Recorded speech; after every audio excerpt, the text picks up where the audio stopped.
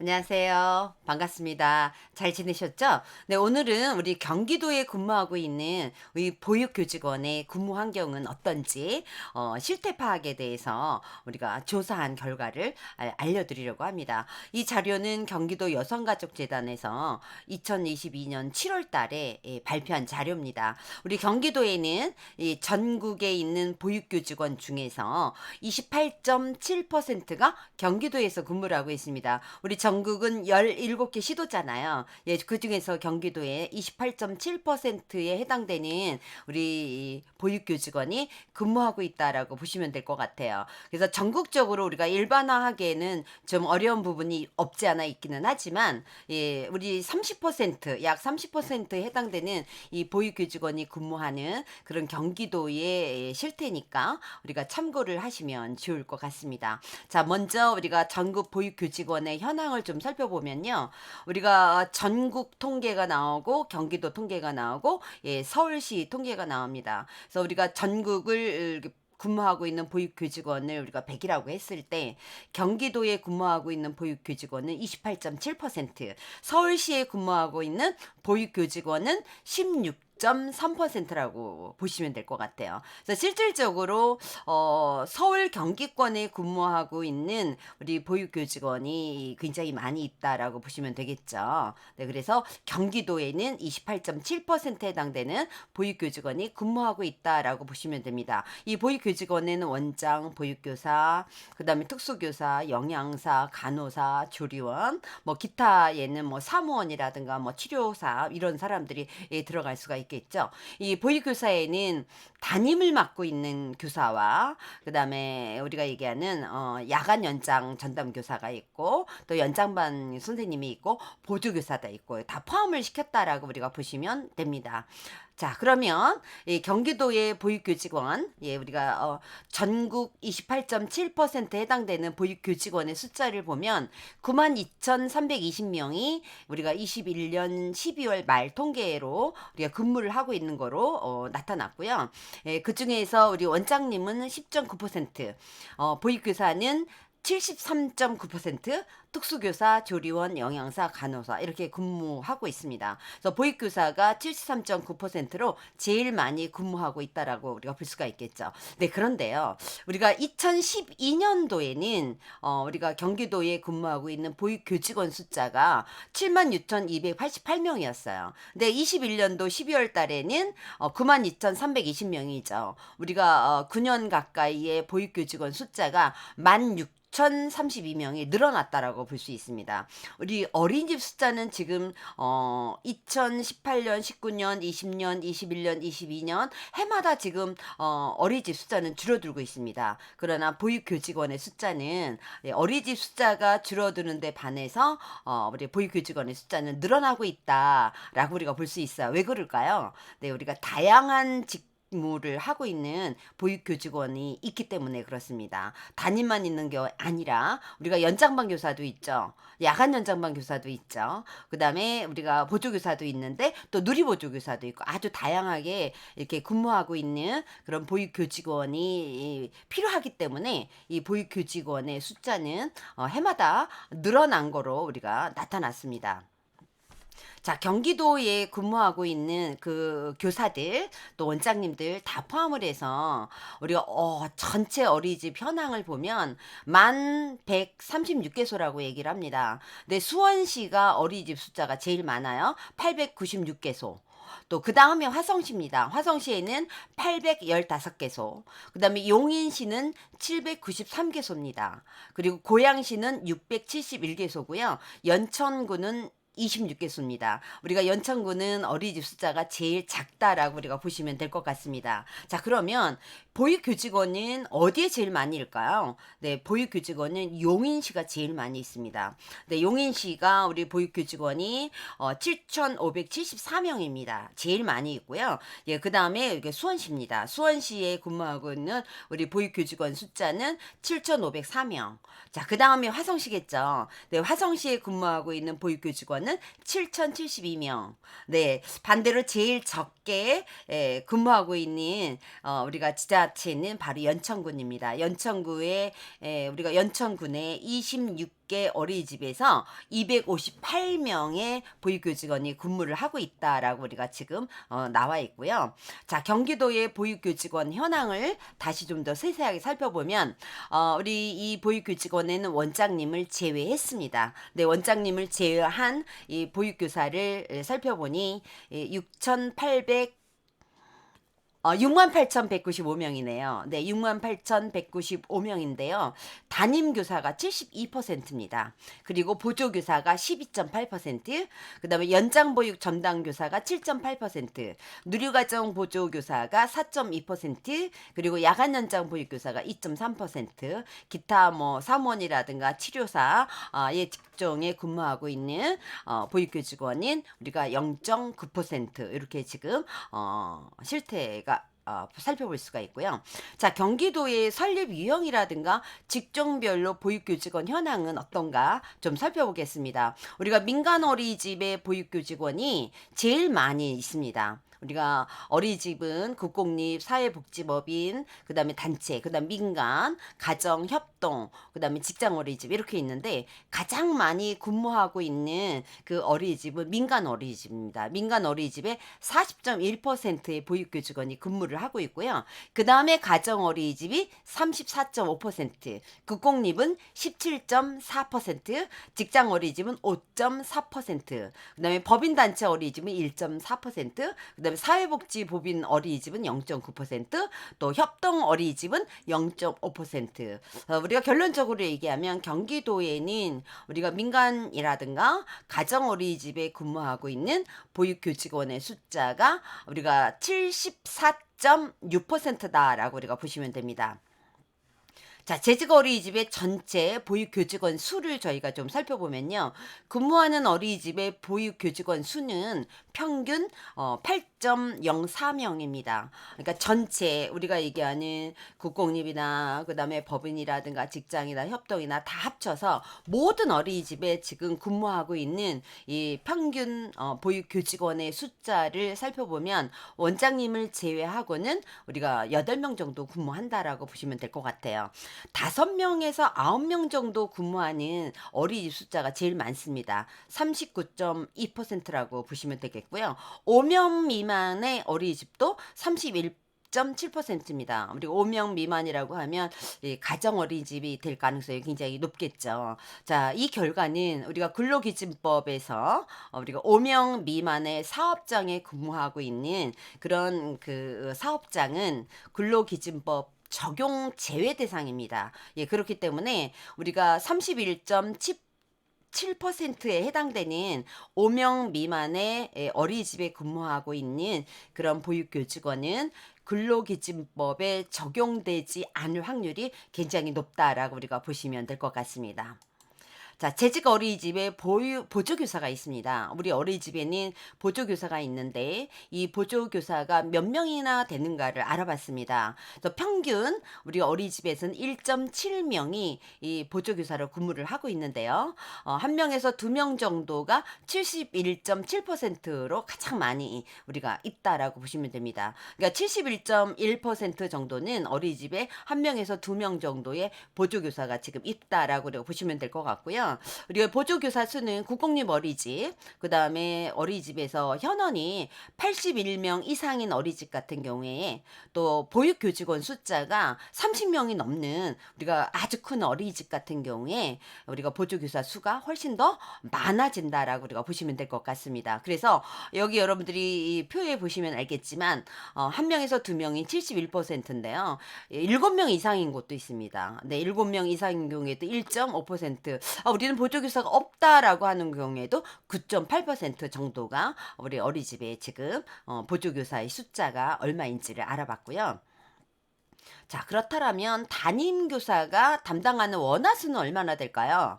예, 담임교사가 담당하고 있는 원화수는 모두 포함을 해서 평균 우리가 7.2명인데요. 예, 그 중에서 4명에서 5명을 보육하고 있다가 26%, 1명에서 3명 정도를 보육하고 있다가 23.5%, 6명에서 7명 정도를 보육하고 있다가 21.5% 이렇게 순으로 나타났고요.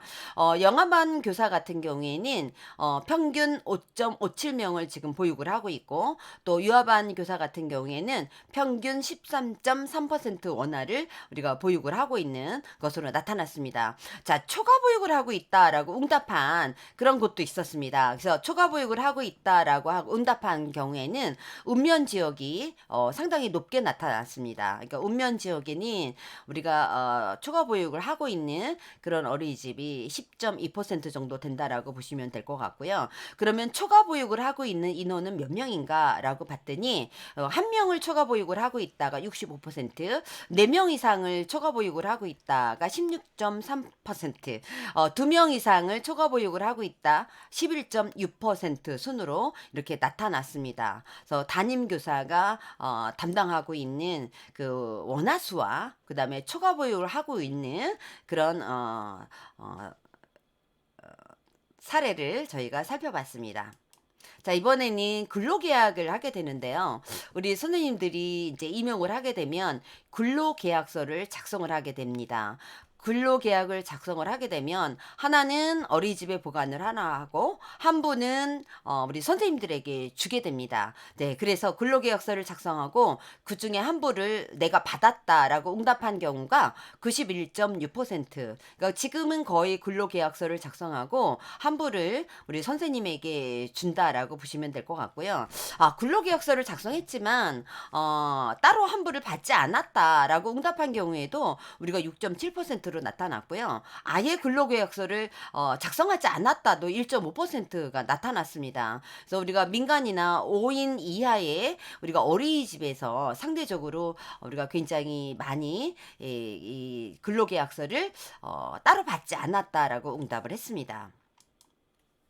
자, 고용계약 기간은 어떻게 설정을 했는가 이렇게 살펴봤는데요. 우리가 근로계약서에는 계약 기간이라든가 뭐 휴게 시간이라든가 뭐 임금이라든가 이런 것들을 다 이렇게 기록을 하게 되어 있습니다. 그런데 그 중에서 이제 고용계약에 관련된 부분이 있거든요. 자, 임용 시에 우리가 고용계약 기간을 설정을 하게 되는데 기간의 정함이 없이 계약을 하게 되는 경우가 있고요. 또 기간을 정하고 고용 계약을 하는 경우가 있습니다. 그래서 기간을 정하고 고용 계약을 한 경우가 53%. 아니야, 우리는 그냥 시작하는 임용해서 근무하는 시작하는 날짜는 썼지만 끝나는 그런 기간을 정하지 않았다. 이게 47%. 우리 지금 현재 경기도 보육조례와 또 보육사업 안내에서는 기간의 정함이 없는 고용계약을 하라라고 권장을 하고 있습니다. 네, 그런데 그렇게 우리가 기간의 정함이 없는 계약을 하라라고 했음에도 불구하고 우리가 53%는 기간을 정하고 우리가 고용계약을 하고 있음을 우리가 살펴볼 수가 있습니다. 계약 기간도 그러면 얼마나 했는가라고 봤더니 94%가 우리가 2년 미만이라고 대답을 했습니다. 계약 기간 중에서 우리가 만료가 된 후에 갱신 가능 여부를 또 물어봤습니다. 그래서 교사 희망시 계약 기간이 연장할 수 있느냐라고 했더니 66%는 교사 희망시 가능하다라고 대답을 했습니다. 그리고 나머지 34%는 원장 재량에 달려서 불확실하다 또는 모른다 또는 불가능하다라고 답했습니다. 이 결과는 우리가 고용이 굉장히 불안정한 상태인 것으로 나타났다라고 보시면 될 것 같아요. 우리가 기간에 정함이 없는 그래서 우리가 계약을 하라라고 보시면 될 것 같습니다. 자, 근무 시간은 우리 얼마나 될까요? 예, 경기도의 우리 보육교직원은 근로계약서 상에 하루 기준의 근무 시간이 있습니다. 물론 8시간이겠죠. 네, 물론 우리가 보조교사는 또 4시간일 수도 있고요. 보조교사라도 또 6시간 근무하는 보조교사도 있습니다. 근로계약서 상에 하루 기준 근무 시간 우리가 8시간 근무한다라는 게 58.6%입니다. 나머지는 뭐 4시간 뭐 이렇게 되겠죠. 네, 우리가 8시간 근무를 한다라고 되어 있는 게 제일 많이 있다라고 우리가 보시면 될 것 같습니다. 보조기사는 4시간 근무가 가장 많이 있다라는 걸 우리가 볼 수가 있고요. 실제로 우리가 근무하는 시간은 그럼 얼마나 되는가라고 봤더니 우리가 8시간 실제로 근무하는 그런 경우에는 43.3%, 8시간을 초과해서 10시간 미만을 내가 근무를 하고 있다. 26 6.2%. 우리가 10시간 이상을 근무하고 있다라도 6.5%가 나와 있습니다. 그래서 실질적으로 우리가 보면 근로계약서 상에 있는 근무 시간보다 더 많이 이 근무하는 그런 결과를 우리가 볼 수가 있고요. 실제 근무 시간에 우리가 평균을 보니까 담임 교사 같은 경우에는 8.83시간으로 나타났습니다. 그러니까 우리 이 담임 선생님 같은 경우에는 우리가 8시간 근무인데 평균, 평균 뭐 10시간도 근무할 수도 있고 9시간도 근무할 수 있죠. 평균 8.33시간으로 나타났고요. 연장 보육 전담 교사 같은 경우에는 5.17시간으로 나타났습니다. 보조 교사 같은 경우에는 4.82시간으로 근무 시간이 우리가 초과되어서 근무하는 것을 우리가 볼 수가 있고요. 실제 사용한 휴게 시간은 어떤가라고 봤습니다. 우리가 8시간 이상 근무하는 이 교사 같은 경우에는 60분을 휴식 시간으로 사용해야 됩니다. 그리고 4시간 이상 근무하는 우리가 보조교사는 4시간 근무하는 보조교사는 30분이라는 휴게 시간을 갖게 됩니다. 네, 그런데 보육교사가 실제 사용하는 휴게 시간은 평균 34.9분으로 나타났습니다. 60분의 휴게 시간을 사용한다라고 대답한 경우에는 40.9%로 나타났습니다. 그러니까 60분을 온전하게 휴게 시간으로 사용하는 그런 선생님들도 굉장히 많이 있다라는 거죠. 아니다, 우리는 휴게 시간이 전혀 없다. 굉장히 많았습니다. 19.6%도 휴게 시간이 없다라고 응답을 했고요. 실제 휴가 시간 평균은 이 담임 선생님 같은 경우에는 37.6%, 우리가 60분이어야 되잖아요. 연장 보육 전담 교사 같은 경우에는 29.1분 이렇게 나타났고요. 보조 교사 같은 경우에는 26.7분 이렇게 나타났습니다. 점심시간 휴식을 취하는 우리가 일반 직장인과 다르게 우리 선생님들은 점심시간에 휴식을 취하기가 굉장히 어렵습니다. 휴식을 취하라고 휴게 시간이라고 정해도 선생님들은 아이들 배식을 해야 되죠. 식습관 지도를 해야 되죠. 그래서 실질적으로 제대로 쉬지 못한다라고 보시면 될 것 같아요. 그래서 지난 영상에도 제가 말씀을 드렸지만 우리 선생님들이 우리가 휴게 시간에 대한 로망이 있습니다. 점심시간 때 다른 직장인들처럼 점심 먹고 우리가 아메리카노 한 잔 들고 이렇게 공원을 산책하는 그런 시간을 정말 갖고 싶다라고 대답하는 그런 선생님들도 있었습니다. 어쨌든 우리가 실제로 보육교사가 사용하고 있는 휴게 시간은 평균 34.9분으로 나타났다라고 보시면 됩니다. 실제 사용한 우리가 휴게 시간은 이렇게 해서 우리가 살펴볼 수 있고요. 주된 휴게 장소는 그럼 어디인가? 주된 휴게 장소는 어디인가? 그럼 선생님들은 어디서 휴게 시간을 가질까? 보육실 안에서 휴식을 취하고 있다라가 50.9%입니다. 근데 선생님들 보육실 안에서 휴게 시간을 갖게 되면 정말 휴식을 할 수 있나요? 또 굉장히 어렵겠죠. 우리는 교실이 아닌 교사의 휴게 공간에서 휴식을 취하고 있다. 32.8%입니다. 그래서 교사 휴게 공간이 있는 곳은 또 우리 선생님들이 휴게 공간에서 휴식을 취하기도 합니다. 우리가 어린이집 안, 그 밖에 장소도 있고 어린이집 바깥에서 우리는 휴식을 한다. 2.3%도 나와 있습니다. 주된 휴게 장소가 우리가 보육실이다, 교실이다라고 응답을 한 경우에는 민간이나 가정 어린이집이 많았고요. 또 현원이 또 보육교직원 수가 적을수록 우리가 보육실에서 휴식을 취하는 것으로 나타났습니다. 휴게 시간 동안 선생님들은 주로 무엇을 할까? 이것도 또 조사를 해봤습니다. 휴게 시간에 선생님들은 온전하게 휴식을 취하는 게 아니라 보육일지를 쓴다거나 알림장을 작성을 한다거나 이렇게 해서 업무를 하는 경우가 45.5%라는 거죠. 근데 우리 근로기준법에 의하면 휴게 시간에는 정말 온전하게 쉬어야 됩니다. 그러나 교사가 자발적으로 업무를 했다라고 하는 경우에는 어린이집이나 원장님의 책임은 없다라는 거죠. 그런데 우리 선생님들도 아까도 얘기했지만 보육실에서 휴식을 취하게 되는 경우에는 휴식을 취할 수 없다라는 거죠. 아이들을 관찰을 해야 되죠. 네, 그다음에 휴게 시간이라고 주어졌지만 우리 선생님들은 업무를 또 해야 됩니다. 그래서 우리가 45.5%가 휴게 시간에 업무를 보고 있다라고 응답을 했다라고 우리가 보시면 될 것 같고요. 점심 식사와 휴식을 나는 동시에 취하고 있다. 네, 20.8%입니다. 굉장히 바람직한 것 같고요.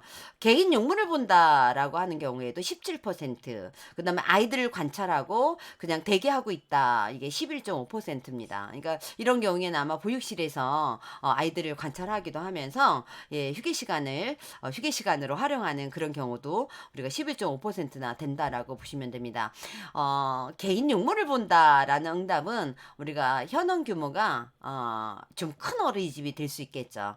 재원하는 아이들이 현에 지금 80명이 넘는 큰 어린이집이나 또는 보육교직원이 30명이 넘어서 또 보조교사가 좀 많아서 교사들이 개인 용무를 볼 수 있는 그런 어린이집도 있습니다. 많지는 않지만 그래서 휴게 시간 동안 우리 선생님 대부분이 이 45.5%가 우리가 보육에 관련된 업무를 하고 있는 것으로 나타났습니다. 자, 주된 휴게 장소는 저희가 보육실 안이라고 이야기를 했습니다. 그래서 보육실 안에서 우리가 휴게를 하기 때문에 우리 선생님이 제대로 휴식을 취할 수 없는 그런 상황이다라는 것을 다시 한번 말씀을 드리고요. 자, 초과 근무 일수는 우리가 얼마나 될까?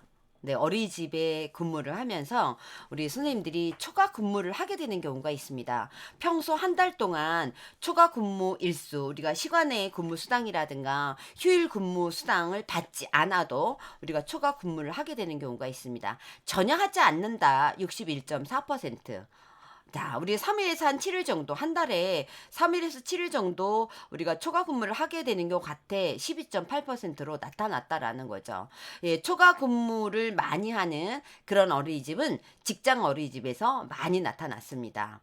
자, 급여 수준은 어떤가 한번 살펴보도록 하겠습니다. 우리가 담임 교사인 경우에 또 연장 보육 담당 교사인 경우에는 또 보조 교사인 경우에 이 급여 수준이 다르겠죠. 그래서 여기에서 얘기하는 우리 급여는 호봉을 이야기하는 겁니다. 우리 근로계약서 상에 월 급여를 우리가 명시를 했습니다. 그래서 우리 교사인 경우에 180에서 200만 원 미만이 34.2%, 200에서 220만 원 미만이 17.2%로 나타났습니다. 실제 급여 수준은 담임교사의 경우에는 180에서 200만 원 미만이 36.4%로 제일 많았습니다.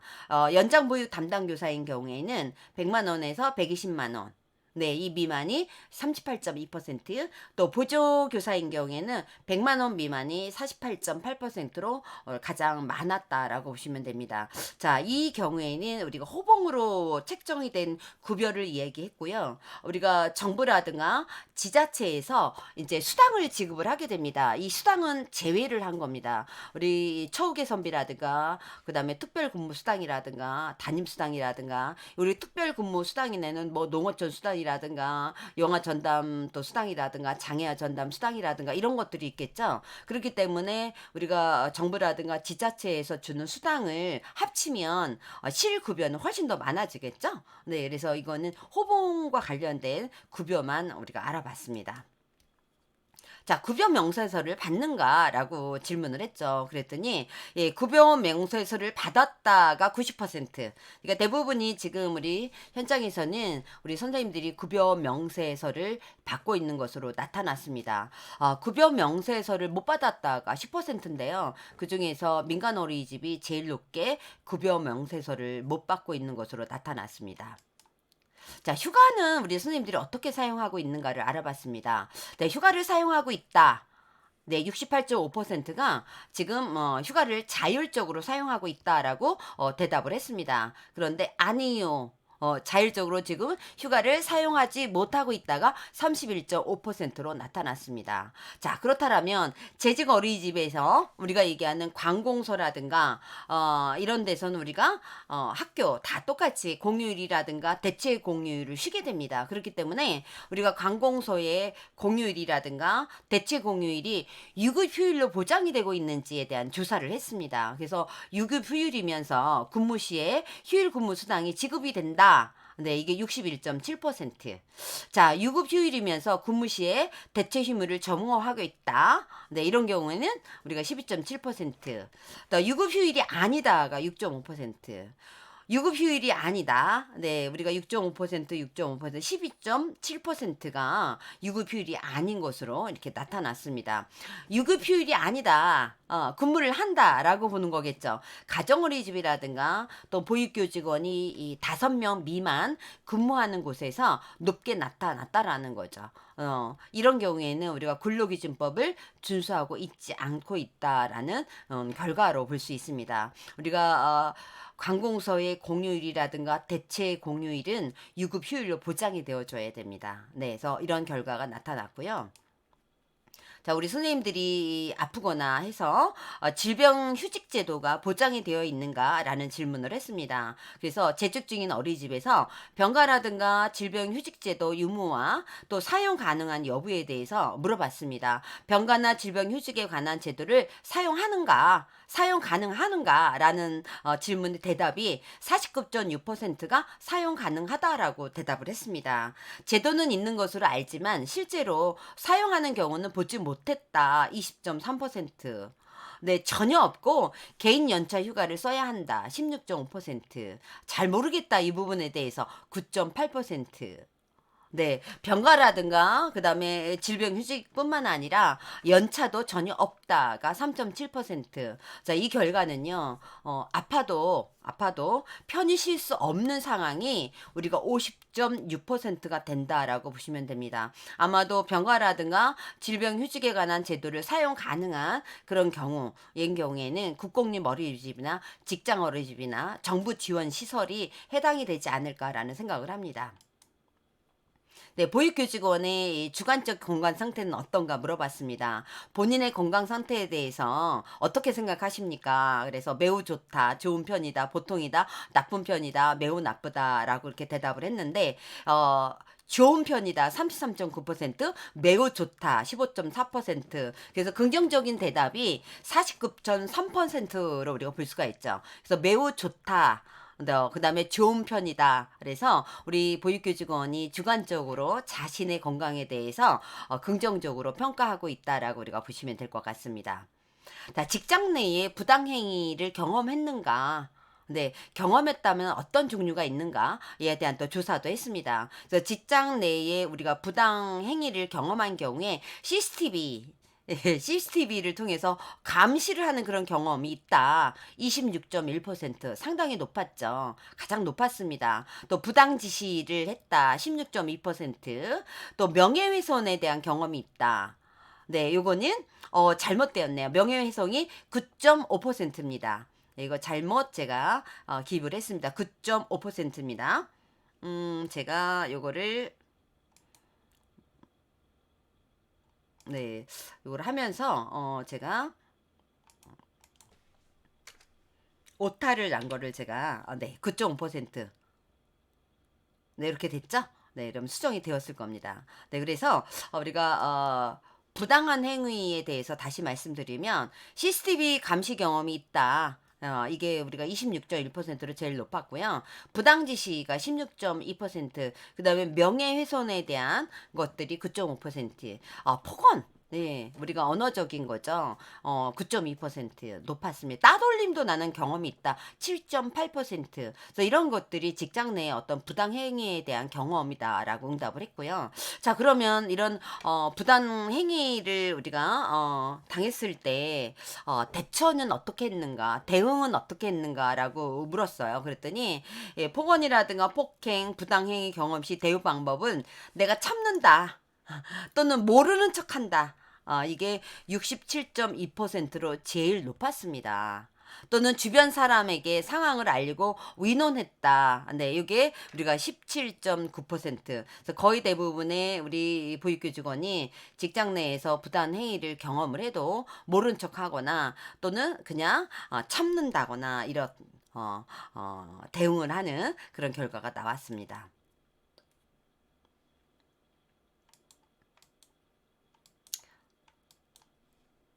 네.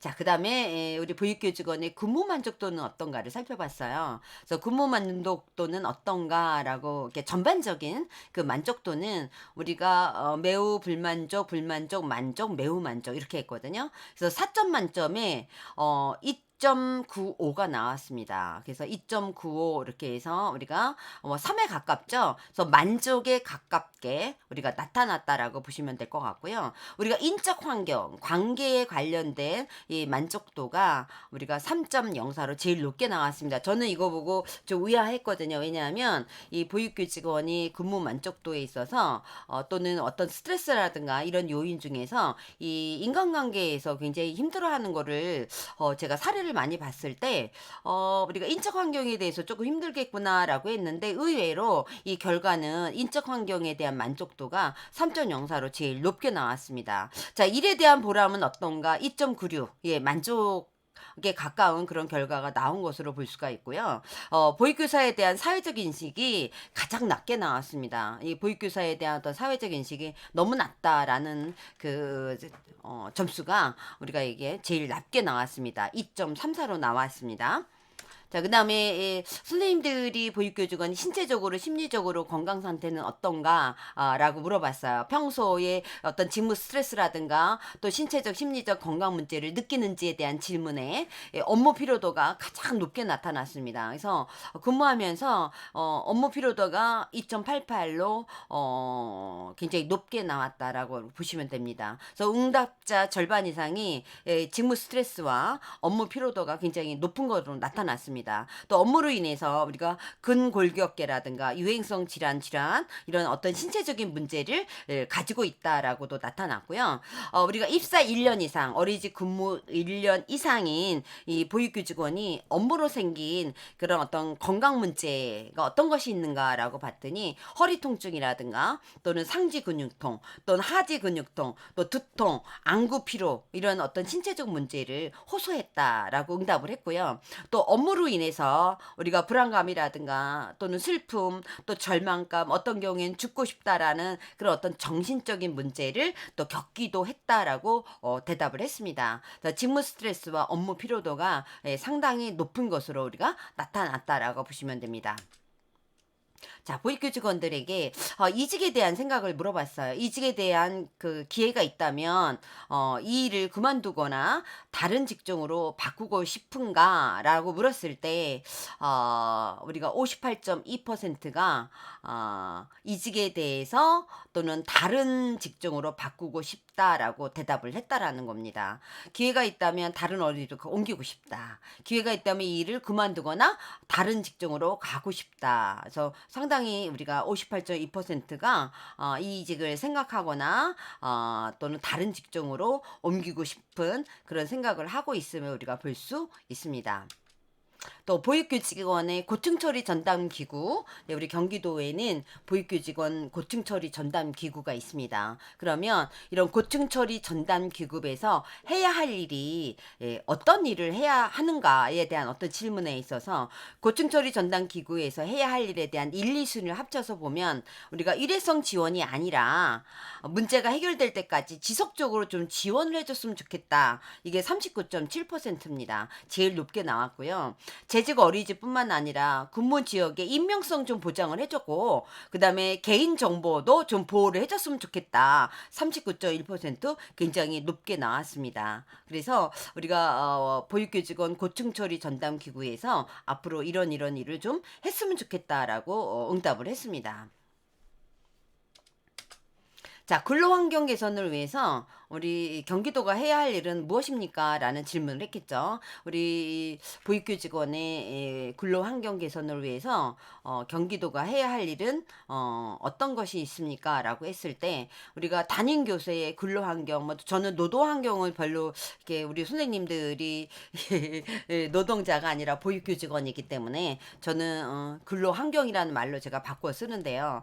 예, 근로환경 개선을 위해서 우리가 경기도가 추진해야 할 일에 대해서 물었습니다. 그랬을 때 1순위가 뭐냐면 교사 대 아동 비율이 좀 개선됐으면 좋겠다. 52.8%. 네, 가장 높았습니다.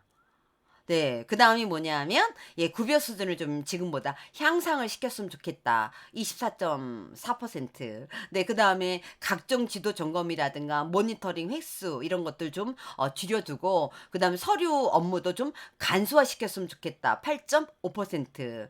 또 보육교직원의 우리가 인권 존중이라든가 이런 것들을 위해서 원장님이라든가 영유아 보호자 교육을 좀 더 했으면 좋겠다. 8.3%. 네 보육교직원의 예 교사로서 존중을 해 주거나 이렇게 해 줘야 되는데 우리 부모님들도 이 보육교직원에 대한 우리가 굉장히 보면 감성 노동 그쵸. 예 감정 노동이 굉장히 심한 사람과 사람과의 관계 속에서 근무를 해야 되기 때문에 여기서 받는 그런 스트레스가 굉장히 많이 있습니다. 그렇기 때문에 예 보육교직원 인권 존중을 위해서 원장님뿐만 아니라 영유아 예 우리가 보호자에 대한 교육도 좀 강화시켜 줬으면 좋겠다라는 대답도 있었습니다. 이외에도 보육교직원 권익 침해에 대한 지도 감독과 조치를 해 줘라. 또 연장 보육 전담 교사 배치 확대로 연장 보육반 운영을 좀 더 내실화 했으면 좋겠다.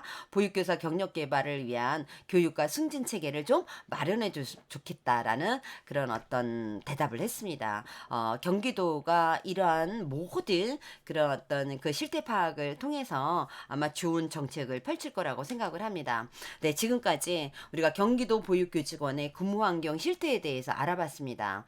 그래서 앞으로 우리 경기도의 보육 정책 방향은 이런 보육교직원의 욕구를 반영을 해서 예, 정책이 마련이 되어져야 된다라고 생각을 합니다.